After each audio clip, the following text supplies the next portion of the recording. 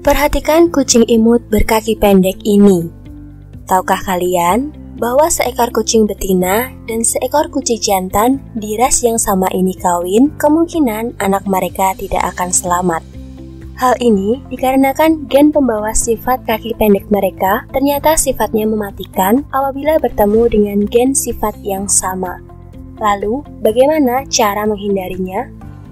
Cara yang bisa dilakukan adalah dengan mengkawinkan kucing tersebut dengan indukan yang tidak memiliki gen kaki pendek. Genetika pertama kali ditemukan oleh Gregor Johann Mendel. Waktu itu, beliau meneliti tanaman kacang polong. Lalu mengapa ya meneliti kacang polong? Hal itu dikarenakan tanaman ini memiliki umur pendek, penyerbukan sendiri, hibridasi atau penyerbukan silang, dan hasil keturunannya bervariasi. Cocok banget kan jika menjadi subjek penelitian? Selama bertahun-tahun, Mendel melakukan hibridasi kacang polong yang sifatnya berbeda-beda. Bukannya kacang polong hanya ada satu aja ya kak, hijau, bulat, dan ada kantongnya. Ternyata tidak ya teman-teman, masih ada sifat kacang polong yang lainnya.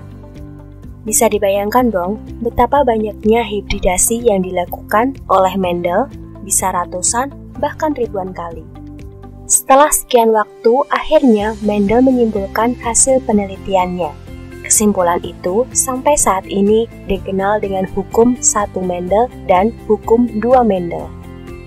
Kedua hukum inilah yang menjadi dasar mempelajari pola pewarisan sifat atau yang sekarang ini disebut dengan genetika.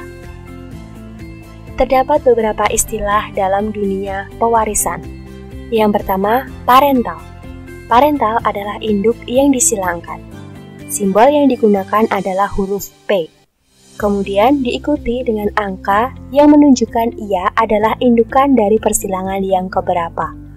Misalnya, induk pertama akan ditulis dengan P1 atau induk kedua akan ditulis P2. Dua parental yang disilangkan itu akan menghasilkan filia. Filia yaitu anak hasil persilangan induk atau parental. Simbol yang digunakan adalah huruf F. Sama seperti pada parental, simbol filia ini akan diikuti dengan angka yang menunjukkan dia keturunan di tingkat keberapa. Misalnya, F1 yaitu keturunan tingkat pertama atau F2 yaitu keturunan tingkat kedua. Kemudian ada kata yang sering sekali kita dengar, yaitu gen. Gen yaitu faktor pembawa sifat. Dilihat dari dominasinya. Gen dibagi menjadi gen dominan yang disimbolkan dengan M besar, memiliki sifat kuat dan mendominasi. Kemudian ada gen resesif yang disimbolkan dengan M kecil. Resesif memiliki sifat yang lemah dan didominasi. Di pewarisan sifat ini, gen akan berpasangan dan membentuk alel. Alel yaitu gen yang berpasangan. Jika gen disimbolkan dengan satu huruf saja, maka alel disimbolkan dengan 2 huruf. Kemudian ada genotype. Genotype yaitu sifat yang tidak tampak, menunjukkan susunan genetik dari suatu sifat. Genotype dibagi menjadi 3. Yang pertama, homozigot dominan, yaitu alel terdiri dari 2 gen dominan, misalnya seperti M besar, B besar, B besar, K besar, K besar.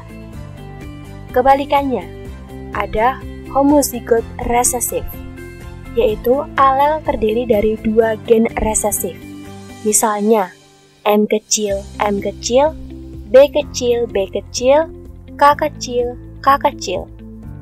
Selanjutnya ada heterozigot, yaitu alel terdiri dari 1 gen dominan dan 1 gen resesif. Misalnya M besar, M kecil, B besar, B kecil, K besar, K kecil. Genotype tersebut menghasilkan fenotype atau sifat yang tampak atau sifat yang bisa dilihat. Misalnya, tanaman dengan genotype M besar akan menghasilkan warna merah. Nah, warna merah inilah yang disebut dengan fenotype. Istilah yang terakhir yaitu hibridisasi. yaitu persilangan antara dua individu dengan sifat yang berbeda. Nah, itulah penjelasan singkat tentang pewarisan sifat serta istilah-istilah yang pastinya akan sering kalian gunakan. Sampai jumpa di lain kesempatan.